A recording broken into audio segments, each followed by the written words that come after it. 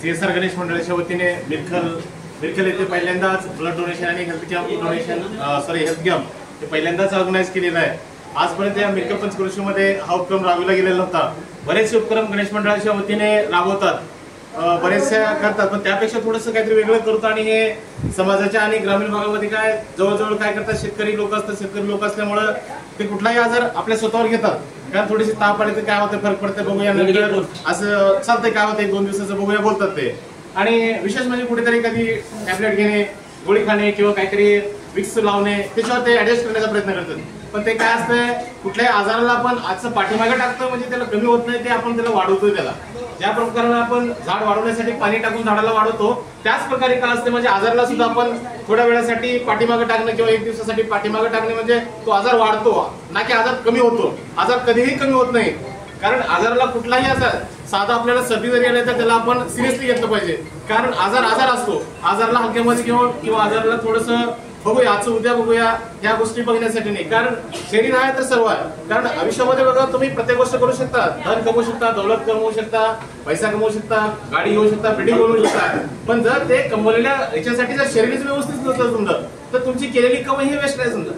कारण आपण जे करतो कशासाठी म्हणजे स्वतःच्या खुशीसाठी, स्वतःच्या आनंदासाठी, परिवाराच्या आनंदासाठी करतो, पण जे आपण केलंय त्या गोष्टीचा आनंद घेण्यासाठी आपणच नसतो त्यावेळेला।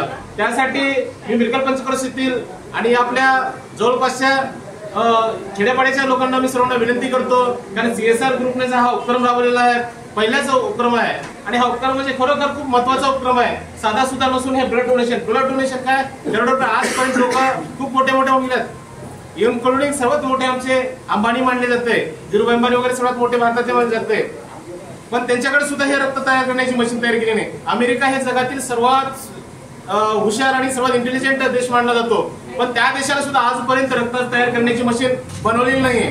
कारण रक्ताला काय माणसाला दिलं पाहिजे, कारण माणसाने दिल्याशिवाय रक्त करता नाही। रक्त कधी कुण्या झाडाला लागत नाही, रक्त कधी शेतामध्ये तयार होत नाही, रक्त कुण्या फॅक्टरीमध्ये तयार होत नाही। त्यासाठी रक्तदान हे सर्वात मोठं दान आहे, कारण तुम्ही किती पैसेवाले आहात, किती मोठे नोकरदार आहात, किती मोठा तुमचा बिझनेसमॅन आहे किंवा तुमचे किती बंगले आहेत, गाडी आहे, फॅक्टरी आहे, हे माहिती होत नाही। आणि वेळ हे माणसाला कधी कोणाला सांगून येत नसते, वेळ काय नकळत येते कधी कोणावर। देव करो माझ्या दुश्मनाला सुद्धा अशी वेळ येऊ नये, ईश्वरचरणी हेच प्रार्थना करतो, पण नशिबाच्या पुढे कोणी केली नाही। किस्मत से ज्यादा वक्त से पहले कुछ नहीं मिलता बोलते हैं, और वास्तव में रियलिटी है वो। हमारे भोज में तो यही बोलते हैं कि भाई किस्मत से ज्यादा और वक्त से पहले कुछ नहीं मिलता बोलते हैं, लेकिन जो चीज है वो वास्तविकता है। त्यासाठी कसं आहे, हे रक्तदान करणे काही चुकीचं नाही। ज्या प्रकारे 24 घंट्यामध्ये आपण जितकं रक्त दिलोय तितकं रक्त रिकवर होतं। रक्त देणं काही चुकीचं नाही, रक्त देणं म्हणजे सर्वात पुण्याचं काम आहे। तुम्ही 1000-2000 रुपये देऊ शकतो, 1,00,000-2 लाख रुपये देऊ शकतो, पण ज्या टायमाला तुमचा रक्त जर नसेल समजा, ज्या टायमाला तुमच्या ग्रुपचं रक्त भेटत नसेल, त्यावेळेला माहिती होईल एक रक्ताच्या थेंबाची किंमत काय आहे। ज्या माणसाचा ऍक्सिडेंट झालंय आणि त्यांना इमिडिएट 5 मिनिटांमध्ये रक्ताची आपल्याला एक बॅग पाहिजे, त्या माणसाला त्याची किंमत विचारा।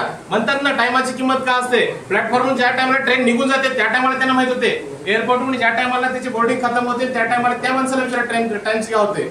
UPSCला एक्झाम अटेंड करणाऱ्या विद्यार्थ्याला विचारा टाइम का असतो। त्याच प्रकारे रक्ताचं काय किंमत असते, एका पेशंटला विचारा, कॅन्सर पेशंटला विचारा, ऍक्सिडेंट पेशंटला विचारा, मोठमोठे जे आजार आहेत, मोठमोठे जे सर्जरीज आहेत, ऑपरेशन्स आहेत, त्या लोकांना विचारा। बऱ्याच लोकांचे डायलिसिस होतात किडन्या खराब असल्यामुळे, त्या लोकांना विचारा रक्ताची किंमत काय आहे। कारण मी तेच सर्वांना, माझ्या ग्रामस्थांना, या गणेश भक्तांना मी कळकळीची विनंती करतो हात जोडून, कारण सर्वांनी यावं आणि आपलं फुलाची पाकळी होईल तितकं रक्त द्यावं, हीच मी कळकळीची विनंती करतो।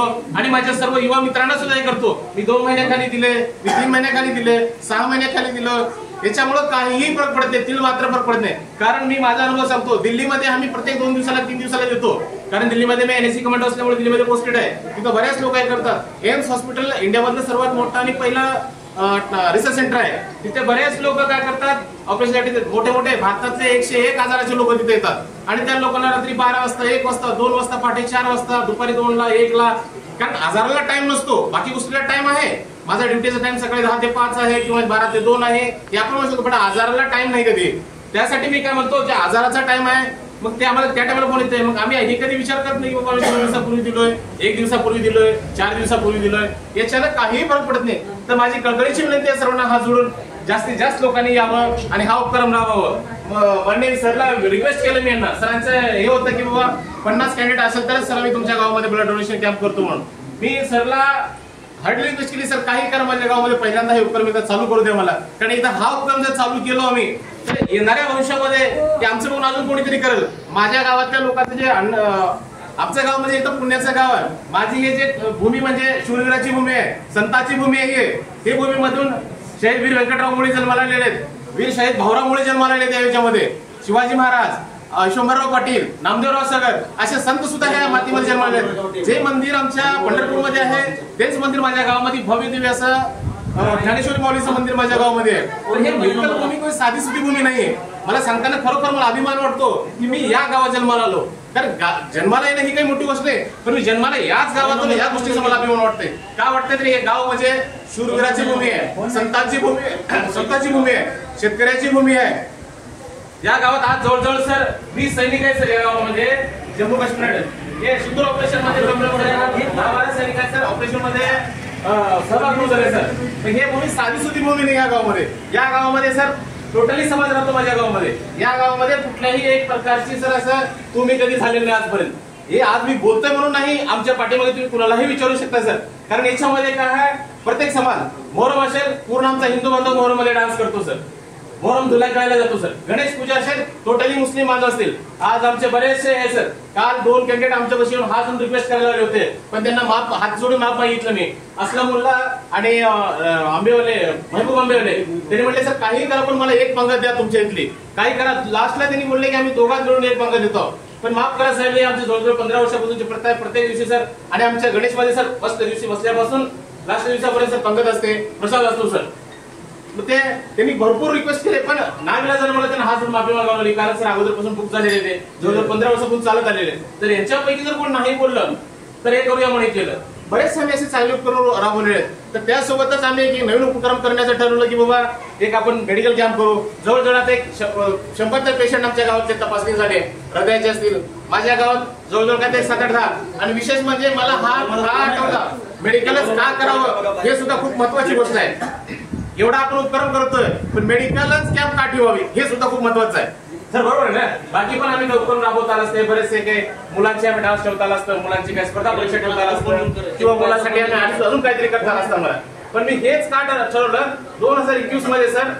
मी मार्च नोव्हेंबर मध्ये सर 1 नोव्हेंबरला सुट्टी, सॉरी ऑक्टोबर मध्ये सुट्टीला आलो सर. 1 महिना मी माझ्या गावामध्ये माझ्या वडिलांना घेऊन फिरलो, इकडे तिकडे फिरलो. माझे वडील माझ्या एकदम जवळचे मी असले, कुठेही जायचो कुठेही फिरायचो. सकाळी 7 वाजता मी माझ्या घरून निघालो. मी सकाळी 7 वाजता माझ्या घरून निघालो, वडिलांसोबत मी चहा पिऊन घरून निघालो. 12:30 वाजता मी एअरपोर्टला जातोय. माझ्या मॅडमचा मिसेसचा फोन येतोय आणि दादा बेहोश झाले म्हणून. दादा बेहोश झाले म्हणून विचारून मी डॉक्टरला फोन केला. डॉक्टर कदम साहेब म्हणून मावळला, ते आमचे फॅमिली डॉक्टर सर. त्यांना फोन केला सर असं वडिलांना झाले. त्यांनी म्हटलं सर पाठवून द्या. त्यावेळेस आम्ही 3 भाऊ नव्हतो सर घरी. आम्ही 3 भाऊ नसताना सुद्धा बरेच माझ्या मित्रांनी सर, मी नसताना माझ्या गैरहजेरीमध्ये हे माझे मोठे भाऊ असताना सुद्धा सर आम्ही कोण नसताना त्यांनी हॉस्पिटलवर पोहोचायला गेले. पण डॉक्टर कदम सरांनी मला हे सांगितलं की बाबा तुम्ही सर एक काम करा, ज्या कंडिशन मध्ये आहे त्याची गाडी घेऊन गेला त्याच गाडीमध्ये तुम्ही परत या. कारण यांना खूप सिरियस आहे ते. यांना आपल्याला काय करायचं, पुण्याला रेफर करायचं. मग मी सरांना रिक्वेस्ट केलं सर पुण्याला रेफर करण्यापेक्षा वडिलांना तुम्ही काय करा, हैदराबादला शिफ्ट करा. कारण हैदराबाद जवळ आहे, नियर आहे, आपल्याला कमीत कमी टाइममध्ये आपल्याला ट्रीटमेंट सुरू करता येईल. आणि विशेष म्हणजे काय तर हैदराबाद अपोलो हॉस्पिटल्स आहेत, बाकी आमचे मिलिटरीचे कमांड हॉस्पिटल आहेत. मिलिटरीचे हॉस्पिटल सुद्धा खूप चांगले हॉस्पिटल आमच्या हैदराबाद. मग मी तेच बोललो सरांना, सर माझी रिक्वेस्ट आहे, मी बोललो त्यांना की सर इकडे पाठवू द्या. कदम सर नाराज झाले माझ्यावर आणि कदम सर म्हणले डॉक्टर तुम्ही आहेत की मी आहे. कारण कदम सरांना माहित होतं की माझे वडील गेलेले आहेत आणि मला ते डायरेक्ट सांगायचं नव्हतं त्यांना. मी जस्ट 1-2 मिनिटांमध्ये बोर्डिंग करणार होतो. मग मी थांबला आणि मग तेच गाडी घेऊन आलो. जस्ट मी एअरपोर्ट मध्येच आहे तोपर्यंत बघतो ते सगळ्या मित्रांनी माझ्या बापूला श्रद्धांजलीला मेसेज. मग मला सांगा मानस विमाचा का खरा आहे. मग मला त्यासाठी वाटलं की बाबा आमच्यामुळं जसं माझ्यावर जो प्रसंग आला, मी माझ्या वडिलांचा चेकअप जर वेळेवर केला असतं तुम्हाला हे माझ्या वेळ आली असती, असं तर ट्रीटमेंट होतं. पण त्याच्यामुळं जर एखाद्या पेशंटला सर ते जर तपासणी करून घेतले तर त्यांना माहिती होईल की बाबा माझा का बीपी जास्त आहे, शुगर जास्त आहे, मला कुठला आजार आहे. त्याच्यासाठी आम्ही हा राबवलेला उपक्रम आणि खरोखर महत्वाचा उपक्रम आहे आणि आम्ही त्यासाठी हृदयविकार आणि कार्डिओलॉजिस्ट एक डॉक्टरला अरेंज केलेला आहे. त्याच्यानंतर स्त्रीरोग तज्ञ, कारण बऱ्याच स्त्रींना काय असते, मॅक्सिमम आजार असतो स्त्रियांना. महिला काय करतात, लाजतात, ते लाजून काय करतात, जे काय किती जर त्रास असेल त्यांना तर ते कधी दुसऱ्याला शेअर करत नाहीत, ते कधी दुसऱ्याला सांगत नाहीत की बाबा मला असं होते म्हणून. भले त्यांना किती त्रास होत असेल, कारण ते काय करतात, लाजतात. महिला म्हणजे काय, ते घरातलं सोनं असल्यासारखं आहे. लोखंडाला काय आपण बाहेर फेकून देतो, त्याला कोणी घेऊन जात नाही, तर सोन्याला आपण काय करतो, कपाटात ठेवतो.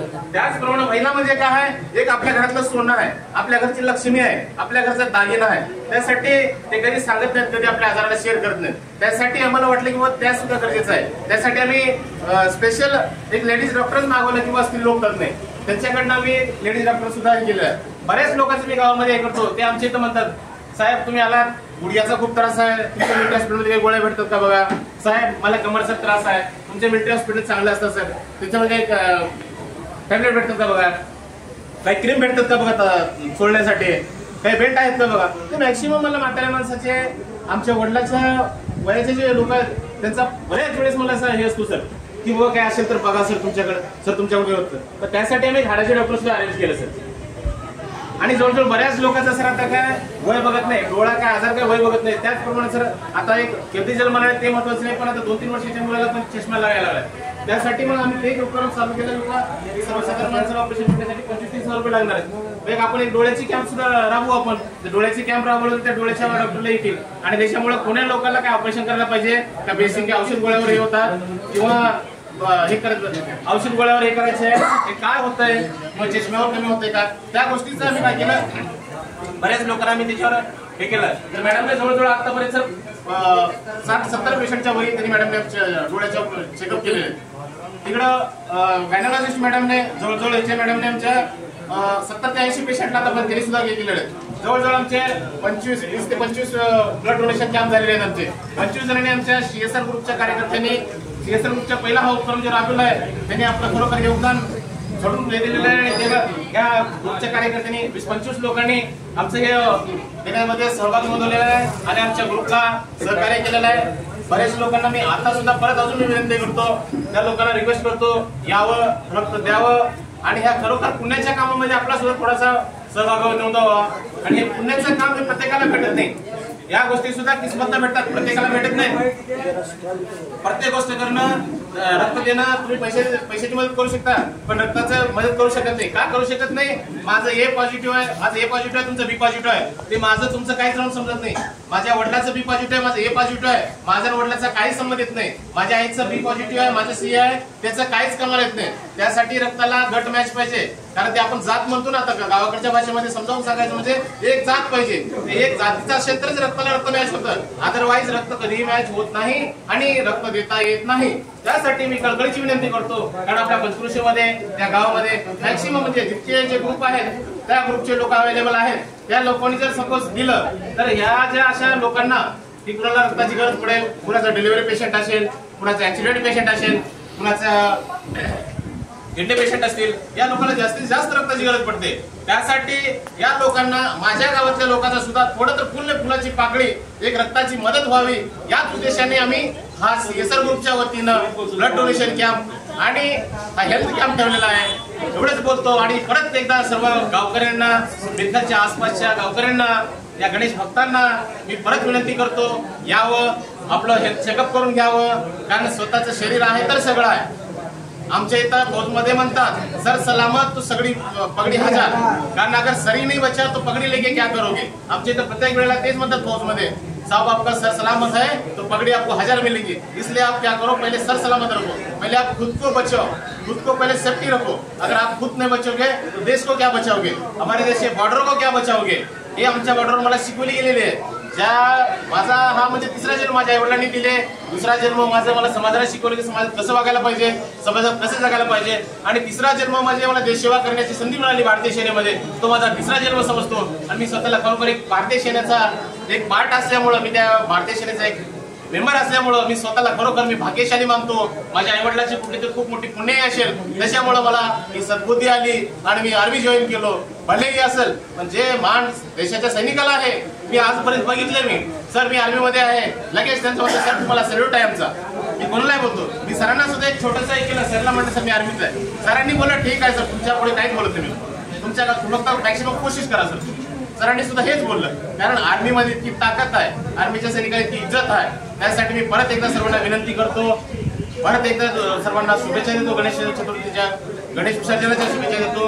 आणि परत आणि एकदा निवेदन करतो की बाबा या रक्तदान करा, आपलं स्वतःचं शरीर चेकअप करून घ्या, डोळे तपासून घ्या, बाकीचे कुठले आजार असेल तर तपासून घ्या, महिलाला कुठले आजार असेल तर तपासून घ्या. बस एवढं बोलतो. या सर्वांना ईश्वरचरणी प्रार्थना हेच करतो की सर्वांना सद्बुद्धी देवो, आरोग्य निरोगी राहो, हेच ईश्वरचरणी प्रार्थना करतो. गणरायाचरणी प्रार्थना करतो.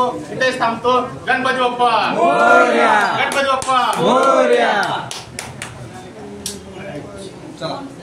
चला